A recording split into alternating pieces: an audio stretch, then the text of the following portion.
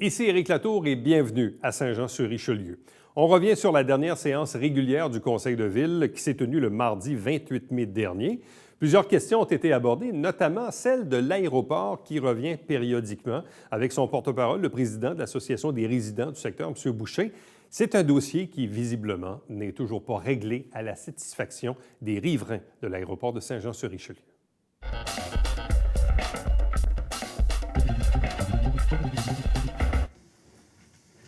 Bonsoir, M. Boucher. Monsieur le maire, mesdames, messieurs, je vais essayer d'être succinct. Beaucoup de sujets ce soir sur, évidemment, le dossier de l'aéroport. Évidemment, je vais prendre connaissance du document que vous avez déposé, mais en février, lorsque j'ai posé mes questions, il y avait deux autres volets. J'aimerais savoir si, première chose, vous mentionniez que les dépenses et les revenus et dépenses de l'aéroport sont présentés dans le document que vous avez déposé. Je vais en prendre connaissance. Mon inquiétude est, est-ce que c'est toutes les dépenses, incluant l'investissement, toutes les dépenses qui ne sont pas seulement dans le groupe, donc dans le secteur dépenses de l'aéroport, dans le rapport financier. Et j'avais demandé aussi le budget 2019. Oui, ça, c'est pas dans le document que j'ai déposé. Est-ce qu'on a ça, M. Raté, le budget 2019 de l'aéroport? Il faudrait que je vérifie. Là, je ne l'ai pas avec moi, mais je pourrais faire la vérification puis vous revenir avec ça. OK, donc je viens d'ouvrir le document que je pourrais vous envoyer par courriel également. Donc, la question que vous demandez, c'est si les montants d'investissement, je ne pense pas que les montants d'investissement est inclus dans le document qui est déposé. Hein. Donc, lorsque je vais prendre connaissance ou je prendrai connaissance des documents, je reviendrai le mois prochain avec ça. Et il y avait un deuxième volet aussi qui était les balises de fonctionnement que la Ville entendait faire suivre à l'aéroport dans les activités aéroportuaires.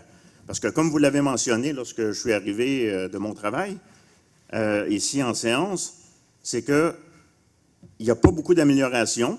Il n'y a pas beaucoup de mesures qui vont être en place cet été, de toute évidence.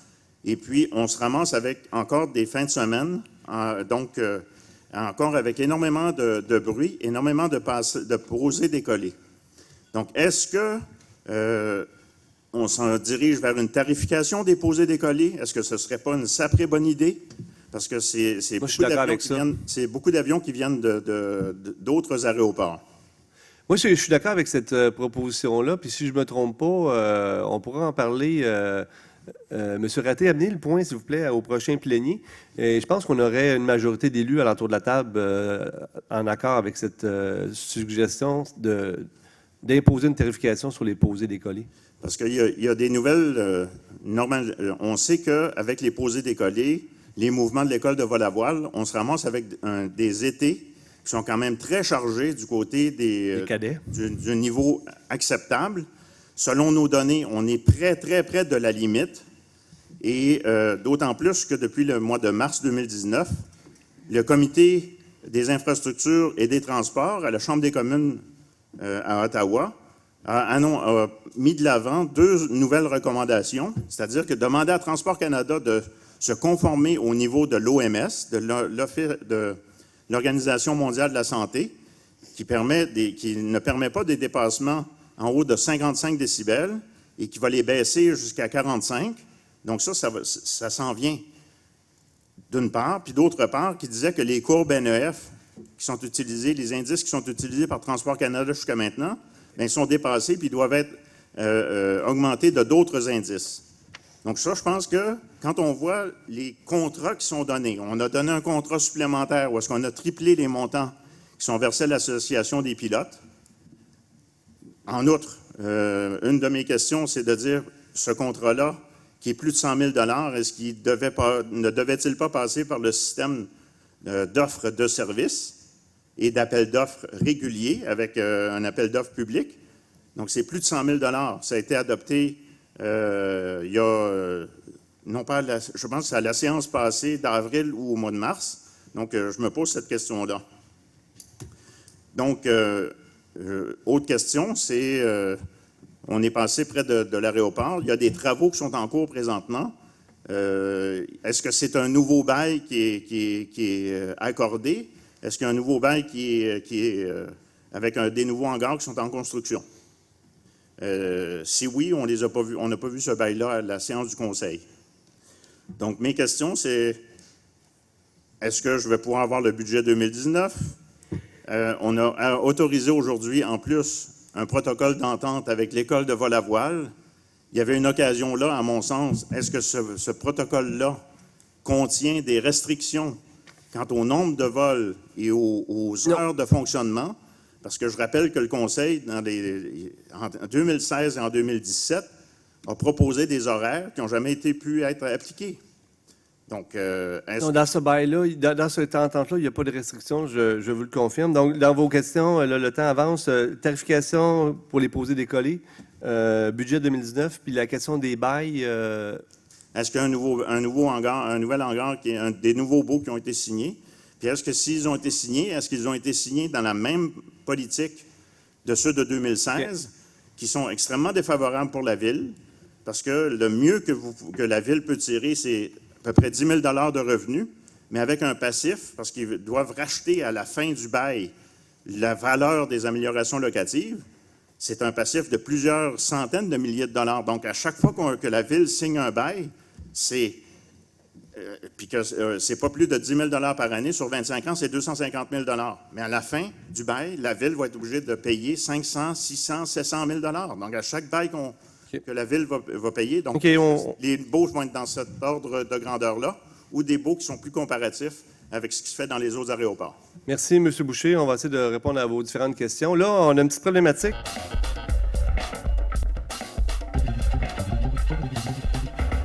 La télévision du Haut-Richelieu, c'est pas juste une télévision locale. C'est une télévision axée sur tes passions. T'es un passionné de sport, tu joues, tu coaches. Sport Express, c'est ta référence, ici, chez toi.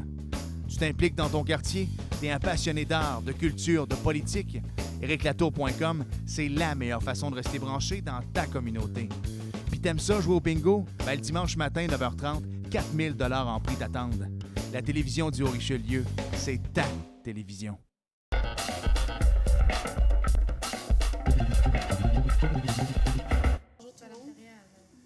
En fait, moi, ma première préoccupation que j'ai suivie depuis plusieurs années, c'est l'église Saint-Gérard, un petit peu où ça s'en va et tout ça. On a suivi beaucoup le processus.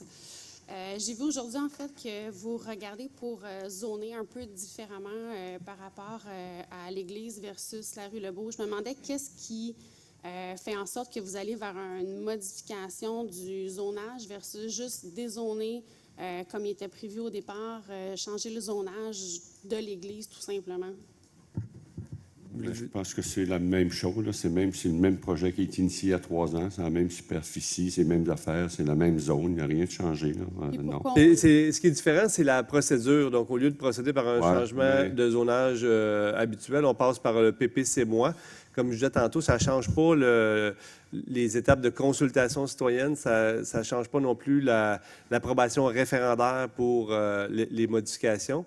Dans le fond, ce que ça permet, c'est de permettre au conseil municipal un plus grand encadrement sur justement les exigences par rapport à le positionnement, la hauteur, etc. Donc, il y a déjà eu des consultations publiques qui ont eu lieu dans le passé, mais par la processus réglementaire, il devra avoir d'autres consultations spécifiques par rapport à ça. Donc, si ce dossier-là vous intéresse, je vous invite à participer activement c'est le cas depuis plusieurs années, en fait. Et je vais demander, est-ce que le règlement, le PPC-moi qu'on a adopté ce soir, soit rapidement mis accessible sur Internet pour que tout le monde puisse y avoir accès? Juste pour vous informer, M. le maire et Mme Blanchette participent déjà très activement avec M. Harrison. Ils représentent tous les gens sur la rue Lebeau, Georges Faneuf. Ils nous ont rencontrés, moi, l'urbaniste, pour parler de toutes les inconvénients, les héritables qu'il pourrait y avoir. Tout ça, on a fait ça ensemble, on a communiqué. Il y a une belle démarche vraiment de participation, puis j'espère qu'on va continuer pour arriver à la satisfaction de tout le monde. Bien, en fait, le changement de zonage, en fait, le fait de mixer le beau, comme c'était pas prévu à l'époque, je me demandais juste, en fait, s'il y avait une raison en arrière de tout ça, parce que ça semble être nouveau, puis je vois pas pourquoi on mixe les deux zones ensemble s'ils n'ont pas le même type d'étage ou la même densification, mais à la limite. En fait, pour revenir à ce que M. Berthelot disait, on a émis en fait une liste de questions qu'on coordonne avec M. Berthelot et avec M. Castonguay à la Ville. J'aurais aimé savoir en fait si vous en aviez déjà discuté, parce qu'on a reçu des réponses de la part de la Ville. Que j'ai regardé en fait le PCC Moi là, qui est en lien avec ça. Nous, on a beaucoup d'inquiétudes par rapport aux infrastructures de nos maisons parce qu'on a peur que le pieutage vienne affecter ça. Il y avait été question que peut-être que l'entrepreneur prenne action à engager une firme externe, mais c'est pas lié au PCC Moi. Donc, nous, on ne veut pas bloquer pour bloquer, mais on veut s'assurer que nos maisons vont être correctes pendant le chantier, après le chantier. Puis il y a des choses qu'on avait discutées qu'on ne voit pas du tout au travers de cette liste-là. Donc moi, ça me soulève des inquiétudes par rapport à ça.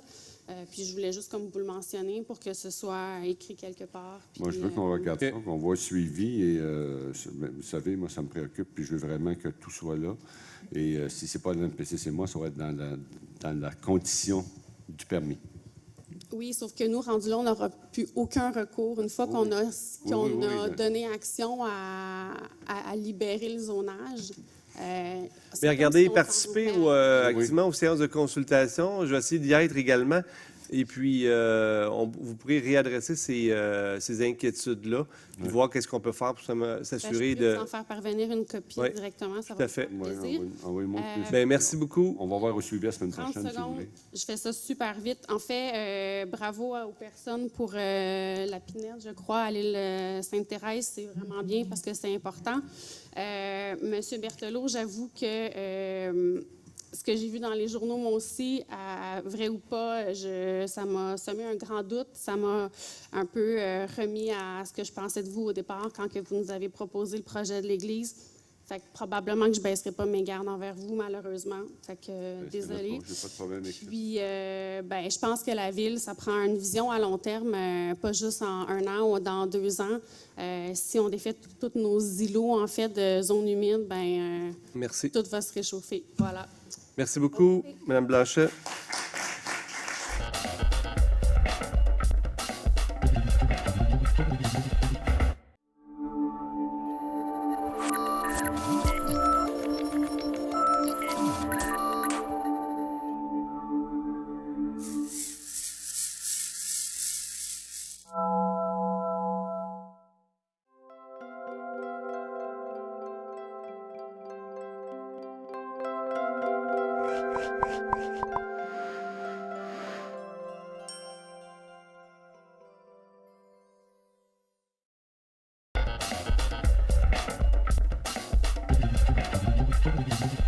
Madame Christiane Marcoux? Oui, 2 petits points, Monsieur le maire. En fin de semaine, je sais qu'il y a eu des problèmes avec le champ de tir à l'Acadie. Il y a rentré au niveau du directeur de l'urbanisme, M. Castonguay, plusieurs plaintes au sujet du champ de tir. Chose surprenante, cette fois-ci, les plaintes venaient à 90% du secteur de l'Acadie et non du secteur Saint-Luc. J'aimerais que les plaintes soient traitées très adéquatement parce qu'on a un règlement, le règlement 1466, qui s'occupe du bruit. Fait que j'aimerais que les plaintes soient traitées adéquatement.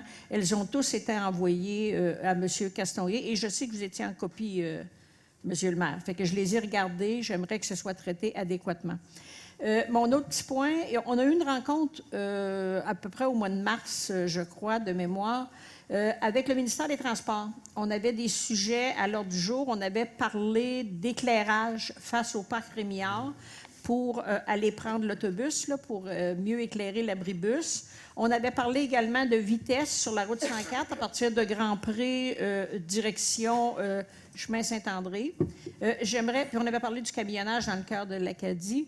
J'aimerais, s'il vous plaît, avoir un retour, parce qu'on n'a pas eu de retour de cette rencontre-là. Fait que j'aimerais, s'il vous plaît, savoir c'est rendu où l'éclairage, ils ont-ils décidé d'éclairer ou pas? La vitesse, c'est quoi? Fait que j'aimerais qu'on me donne un suivi sur ce dossier-là. Merci, Mme Marcoux. Merci.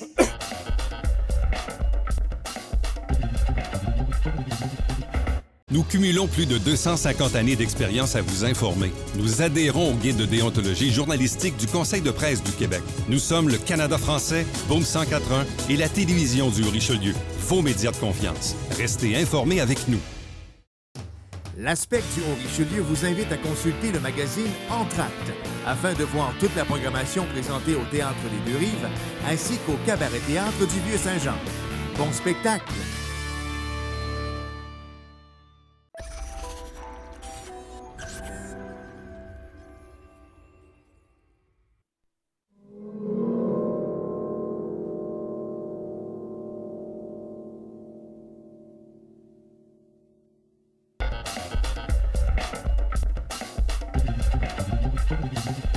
Madame Marilyn Charbonneau. Oui, M. Berthelot, votre message n'est pas tombé dans l'oreille d'une sourde. Effectivement, je pense qu'il y a une grande priorité sur des boisés d'intérêt en ce moment qui n'ont pas de protection.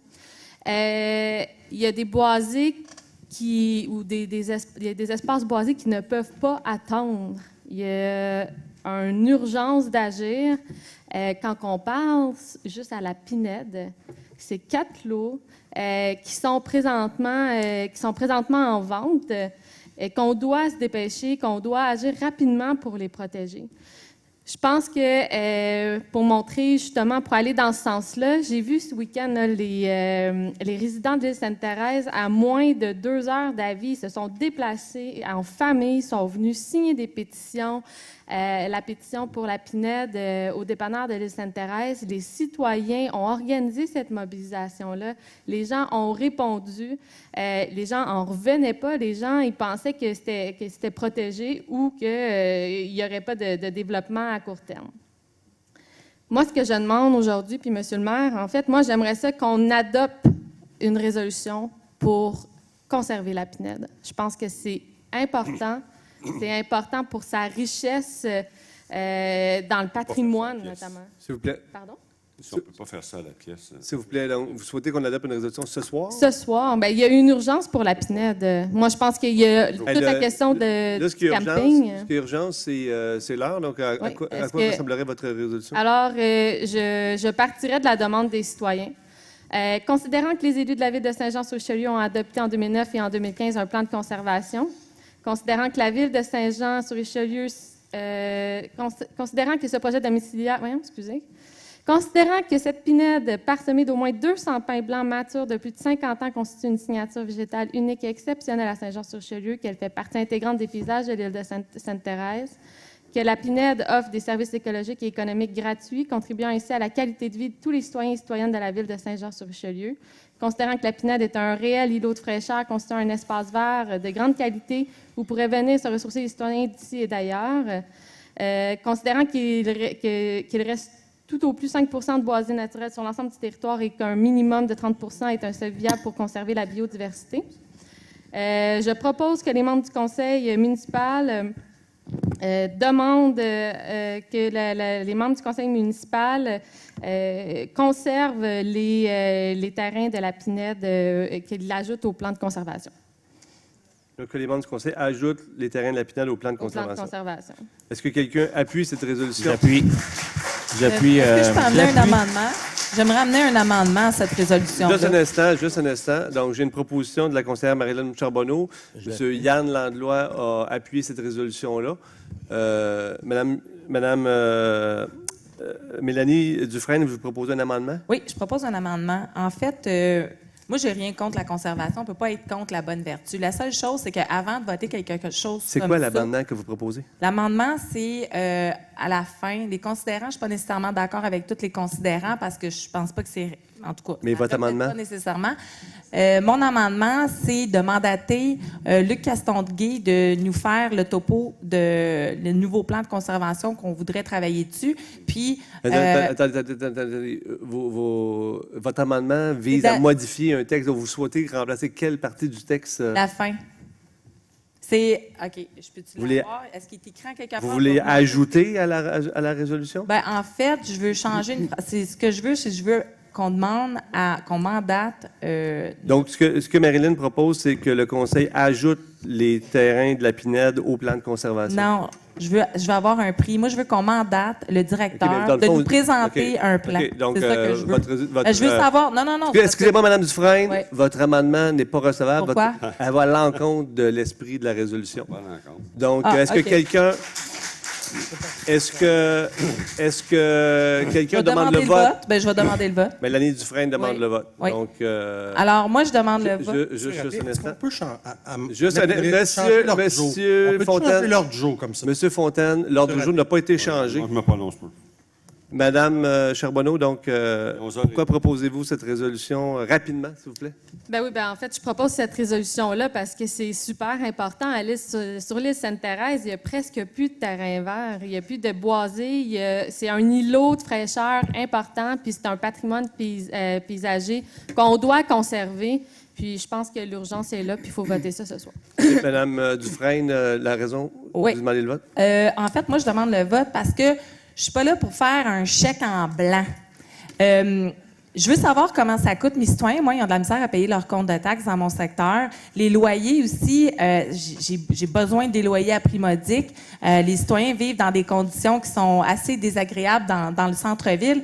Donc, moi, ce que je veux savoir, c'est comment qu'on va se payer ça? Parce que là, présentement, le zonage est résidentiel. Donc, la valeur de ces terrains-là est très élevée. Puis je pense qu'on a eu un courriel de M. Castonguay qui disait que c'était à peu près 500 000 le terrain. Donc, ça montait à 2 millions. Moi, ça m'inquiète parce que je veux savoir comment on va payer ça. Je veux le faire, mais je veux rattacher ça aussi avec des conditions. Dans un texto que vous m'avez envoyé, que j'ai pas pu vous répondre parce que j'étais à l'extérieur la semaine dernière, vous m'avez dit qu'il y avait des échanges, il y avait des possibilités de faire subventionner aussi dans votre texto.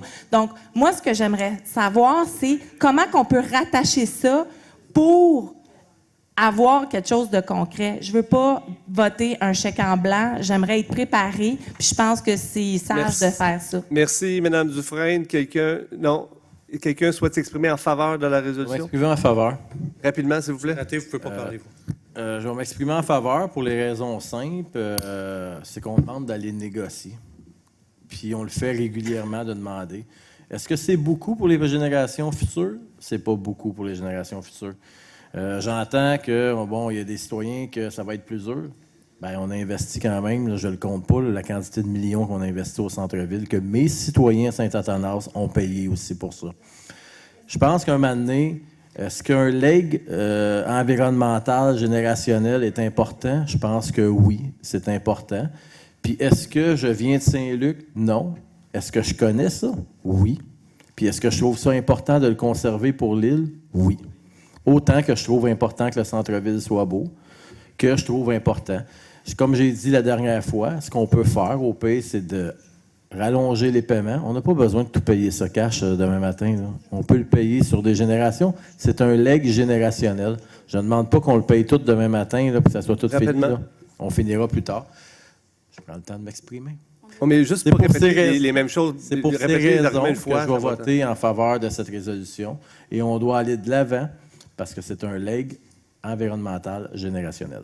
Merci beaucoup. Quelqu'un souhaite s'exprimer contre la résolution? Oui, moi, M. le maire, je vais m'exprimer contre. Tantôt, j'ai proposé un programme qui peut coûter 20 millions de dollars, qui doit passer par une augmentation du compte de taxes, qui doit passer par une phase 3 du plan de conservation. C'est sérieux, là. Phase 3 du plan de conservation, qui comprend tout ça. On est rendu là d'augmenter le plan de conservation. Si c'est ça que la population veut, on va le faire. Ce n'est pas un petit groupe à décider. Présentement, 80 des sommes d'argent qui sont investies dans le plan de conservation sont dans le secteur Saint-Luc. C'est correct, c'est là que c'est. Mais à un moment donné, on a le droit de se poser la question, par exemple. Est-ce qu'on fait ça à la pièce ou on le fait ça à l'ensemble? Parce que vous le savez, on est en train de préparer un programme triennal d'immobilisation, puis on a des choix à faire. On a un choix. Vous avez vu un groupe de pression venu pour avoir un boulodrome l'autre jour, 2 millions. Bien, pourquoi pas? Hein? On a des choix à faire, puis on est comme vous à tous les jours. Quand on arrive, c'est le total qui compte, puis si ça ne fonctionne pas, ça va sur le compte de taxes. Moi, je préfère qu'on fasse une démarche complète, globale, qu'on parle de tout ce qui reste, puis qu'on le mette sur la table une fois pour toutes. Il reste des terrains de golf, il reste la pinède, puis une plus grande valeur écologique encore, le terrain de camping, qui a beaucoup plus de valeur écologique que la pinède, parce qu'il y a beaucoup plus de biodiversité puis de milieu humide. Mais moi, je pense qu'ils mettent... Puis c'est plate d'arriver comme ça avec cette résolution-là, puis qu'on est obligé de dire non, parce que je pense qu'on pourrait prendre un peu de temps, puis travailler ensemble, puis arriver à une solution globale et non pas du cas par cas. Puis oui, on a le droit de se poser la question, quand on a des gens qui ont de la misère à payer leur loyer, si c'est leur compte de taxes, ça fait leur affaire. Peut-être pas. Alors, je pense qu'il faut le faire d'une façon globale. Merci, M. Berthelot. Quelqu'un souhaite s'exprimer en faveur de la résolution? Quelqu'un souhaite s'exprimer contre? Mot de la fin, Mme... Non, le mot de la fin, c'est à moi. C'est moi qui ai demandé le vote. Non. Mot de la fin, Mme Marilyn? C'est moi qui voulais le mot de la fin. Mais en fait, je comprends bien ce que vous dites, M. Berthelot, mais en fait, il y a une urgence d'agir maintenant. C'est l'urgence, en fait. Puis je pense que je suis d'accord pour avoir une vision globale sur des terrains qu'on peut avoir, on peut prendre le temps de réfléchir. Mais ces terrains-là, il faut maintenant s'y attarder puis de prendre une décision maintenant. Demain, il va peut-être être trop tard. Merci, Mme Charbonneau. On passe au vote, Mme Biganis. Est-ce qu'on vote sur la proposition Oui. de Mme Charbonneau? Mme Mélanie Dufresne? Contre. M. Justin Bessette? M. Jean Fontaine? Contre.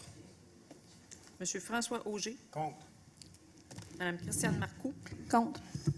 M. Yvan Berthelot? Contre. M. Yann Landlois? Pour. Mme Claire Charbonneau? Contre. Mme Marilyn Charbonneau? Pour. M. Alain Laplante? Pour. Donc, résultat? 6-4. 6 4 pour. 4 pour, 6 contre. 6 contre. Donc, la résolution est rejetée.